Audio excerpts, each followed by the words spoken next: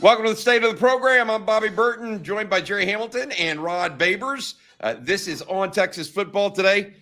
Question for you guys from a State of the Program perspective here is, how big is this game, and what does it really tell us, win or lose? Has Texas arrived, and are they truly back? Of course, there are elements of that are proofs in the pudding, with Texas making 2 consecutive Final Four appearances. But the Buckeyes won the national championship last year. Gerry, I'm going to start with you, then I'm going to go to Rod. How big is this game, and what does it say or not say? What does the outcome potentially say or not say? Well, look, I don't think you have to win to say you're back. Texas is back, right? There's no doubt about that. I think for Sark individually, this is a really big game. Because if Ohio State wins this game, what's going to be plastered, and you know this, all over the place, is Sark's record against Kalen DeBoer, Kirby Smart, and Ryan Day. And how quickly it's forgotten when somebody retires. You handed Nick Saban his only double-digit loss at home. Doesn't matter anymore. He's gone, right? So who are the guys he's competed against most on the national stage now? So it's a big game for Sark. I really believe that. For the Texas program, look, right now, Rod, it's all about just continuing to climb Mount Everest, so to speak. It's, everything you do now, Texas is back. You don't go to 2 national semifinals in a row and not be back and recruit at the level they are and have all the NFL draft picks, the award winners. That stuff's obvious. But now it's just continuing to climb the mountaintop. If you lose a 24-21 game in Columbus, if you go on and make the playoffs at 10-2, that game's not that meaningful if you lose it. If you win it, though, I do think it does something different for this team as long as they follow up and go to the playoffs. Because, again, last year, you beat the defending national champs in Michigan. If you do, even though it wasn't the same Michigan team, if you do so again and you beat Ohio State, that's your last 2 Big Ten champs. They won the national championship. That is another box check for Steve Sarkisian, beating Ohio State. And no matter what we think about beating Florida at Florida, it's a bigger win if you beat Ohio State at Ohio State from a national perspective, and it's not even close. Rod B., what do you think? Is that you agree with Gerry? You have a slightly different take? I think it's interesting because, we didn't know how good that Michigan team was going to be. Turns out they weren't very good. Right. You beat Bama, and beating Nick Saban is always a big deal, no matter what kind of Alabama team you're dealing with. That Bama team turned out to be pretty damn good. And, of course, it was the GOAT Nick Saban. And I just think in the end, from a ball knower's perspective, that win meant even more in retrospect. Yes. It's even stronger. Like, it's one of those wins that it gets even better the further you get away from it. It ages like fine wine, man. It was just a really good quality win. I know that watching it the other day, and like you had the ball in the fourth quarter, could have probably tried to score and put more points on the board and blow them out, but you took the classy road and just decided, we're just gonna hang on to them and choke the life out of them. So with this win, I kind of feel the same way. I got to feel, what's Ohio State gonna be like? Once everything is said and done. I do agree with Gerry, though. If for Sark, and I almost feel like Sark's in I'm not going to say a no-win situation, but if they beat, say Texas just blows the doors off of Ohio State, and say Texas goes on this great run, I'm almost wondering if Sark's going to get his due credit, because a lot of the arch factor is going to suck up a lot of that credit. It is going to be like, you know what got him over the hump is Arch. And by the way, go look at the resume of a lot of all-time great coaches. There's usually a great quarterback, right, that is accompanying those accomplishments. So I'm not just putting that on Sark, but I do want to see that moment where I believe that Sark evolves as a coach and puts his team over the top. And him winning this big non-conference game, to me, it won't change my perception and outlook of Sark too much, because, like I said, I know he can win these big games in the non-conference. We've seen him do it. We've seen him go to Alabama and beat Nick Saban. We've seen him do it. There are other aspects of Sark's game that I want to see evolve, and I think we will see that. But there's no doubt, Gerry's right. One thing we got to look at is Sark's record versus elite coaches and Sark's record versus, let's say, really good coaches. What is the Hall of Fame barometer, the criteria, 60%? 60% overall. Yeah. I remember going to look at Sark's record versus coaches that win at least 60% of their games.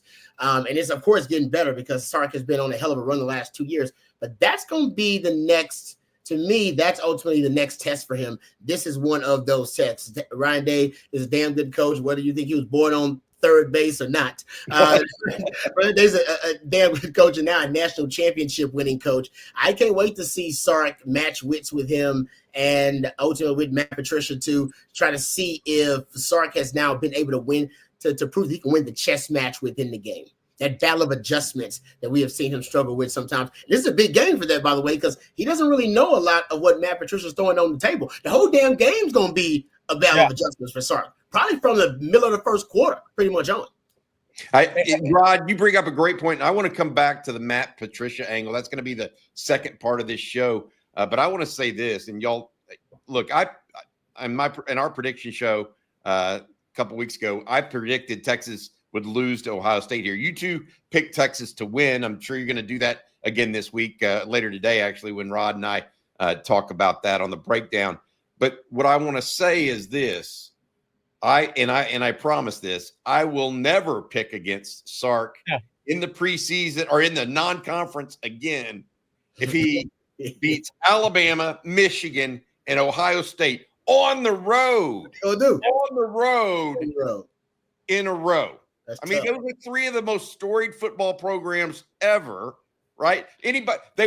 All three of those would be in everybody's top 10. I believe that's the three winningest programs of all time. Yeah, and he went on the road if he were to win this. So I will never. I promise. This is for people that are, look 365 days into the future. Sark somehow does that. I certainly am with you guys. I think Texas is there. The story of this game and what it means for Texas is more of, because even though Alabama was good, they had a new starting quarterback, and Nick Saban, you just didn't know if he was that kind of good. And then Milroe ended up having a great year, so it ended up, to Rod's point, being a great win. Michigan was a shell of themselves the previous year, so this one is more. It feels more heavyweight versus heavyweight. I thought Texas versus Alabama was upstart. It was like Rocky going against Apollo Creed first go-round or something, or second, right? Last year Texas was a little bit more of a bettor's favorite.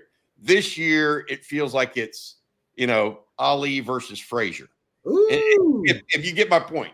So I think to y'all, both of y'all are talking about Sark's record against top-tier coaches. That's why I think it matters, because you're playing heavyweight versus heavyweight in this game, and that's what it feels a little different to me. All right, before we get to Sark versus Matt Patricia, I want to say thank you to our sponsor. Every state of the program brought to you by our friend Adam Lowy over at the Lowy Law Firm. Adam has been helping injured Texans for 20-plus years now over at Lowy Law Firm. If you've been injured in a car wreck, truck wreck, automobile accident of any kind, make sure you reach out to Adam and his group. They'll give you a free, no-strings-attached consultation to see if you might be due compensation. Adam can be reached at loweylawfirm.com. Adam, thank you very much for sponsoring Wednesday's State of the Program, as well as coffee and football earlier this morning as well. All right, guys, Rod, you brought it up, so I'm going to let it start with you. Last year, we talked about this because Texas played Michigan, and Wink Martindale, the former defensive coordinator in the NFL, had some very good play. They had Kenneth Grant, Mason Graham, first-round picks. They had the corner, Will Johnson. They had dudes just like Ohio State has dudes, at least on defense. And we thought Wink Martindale might have a little something special for Sark waiting when he got to Ann Arbor. Texas jumped on the Wolverines fast. Do you think that's something that Sark will try to replicate this weekend in Columbus? I'm feeling more and more like that. I know that there's a belief, and it's a pretty sound one, that you'll try to ease a young Arch Manning into it, get him into a groove, and get him into a rhythm. And like I said, that is certainly a sound rationale. Just easy opportunity throws. But there's some of that in there. But when I look at the two games that I am kind of fixated on and trying to compare it to this big matchup, Texas versus Ohio State. I'm looking at that Alabama game that we've mentioned in 2023, Texas on the road. I'm looking at that Michigan game, and I look at that opening script or those first kind of 3 drives, and I went back and looked at him, and Sark is deep in his bag, gentlemen. I mean, I get my 21 personnel. I got targets to motion. I got in that that Michigan game, you had a screen on the second play, a deep shot on the third play, empty on the fourth and the sixth play. He had an empty reload on that. This is all on the first drive. Sark was deep in his bag. It was a beautiful thing.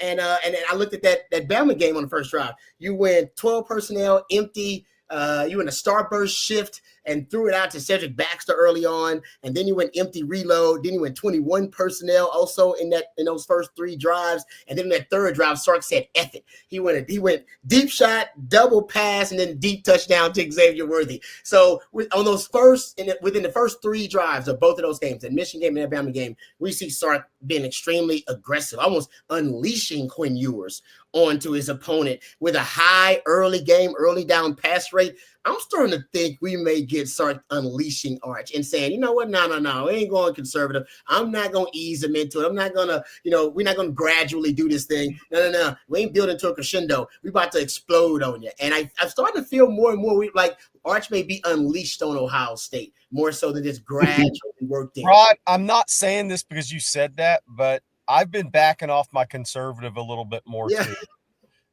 Because I just don't think it's in Sark's nature. Not when he has a quarterback that can make all the throws and wide receivers who are going to play in the NFL. This is not the same Sark when he started at Texas and had a run game with Bijan Robinson, Roschon, and didn't really trust his quarterbacks. If he can't trust Arch Manning after 2 years in the program, when can he? Yeah. I thought more about that as the week's gone on. Rod and Gerry, and I'll go back to this. The thing that I really caught out of Sark's meeting with the media on Monday, and I mentioned this yesterday. When Sark said what's his advice going to be to Arch Manning, he said, "Go be yourself." Yeah. If that's his advice to his quarterback, what the hell is the advice to himself? Yeah. Great play. Yes. Like go be yourself. And Rod, you just recounted all of those different types of looks and pieces of the puzzle that he put together against Alabama and Michigan. And it does show a proclivity to kind of let things go. Hey, and you could even, I will say this, you could even go back to the year before against Bama with Quinn at the start. Yep. The game in Austin. Yep. He did not go into that game with a nice and tidy, keep it short and sweet game plan. Quinn was slinging the ball all over the yard in the first quarter before he got hurt. So while we think in our brains is like, oh, this is going to be, I mentioned the heavyweight fight, right? And we're thinking, oh, jab here. Let's feel him out, And this may not be the way either coach coaches this game. I think it's the way Ryan Day. Look, I go back to last year, guys. Texas averaged 12 more offensive plays per game than Ohio State. Ohio State played a slower paced offensive football game last year. Now, is that because their run game with Howard, who is an experienced quarterback, and Chip Kelly just kind of that's the way him and Ryan Day said we need to attack this season? I don't know. But 12 plays difference is a considerable amount. So to Rod's point, and I haven't thought about it from the perspective of what Rod laid out, but the more I thought about this game, I'm like, is Sark really going to go play a 60-play game in Ohio State and think that's his best chance to win? Probably not, because that hasn't been traditionally. Well, I would even say you could say that they were trying to slow it down, but Ohio State was a high-scoring team. I mean, they didn't have the ball for much because they had big-time playmakers. I mean, not only Jeremiah Smith, but you mentioned Henderson and Judkins last year. They had Ibuka. Yeah. They had dudes all over the field. Rod, what about Matt Patricia, though? Let's flip that script. Known for being a long-time defensive coordinator for Bill Belichick. What is it that they did in New England that he's likely, it was so much success that he's likely going to try to replicate for Ohio State? And I got to ask, I mean, it can't be possible to do that in a single first game. I mean, even if you have the best athletes in the world at Ohio State, you're not going to play that level of ball or that level of acumen right out of the gate, right? Yeah, it's interesting. I mean, obviously he'll be working with the ghost of Jim Knowles, if you will, right? And it's interesting enough, the last true road game Texas lost was Oklahoma State 2022, correct?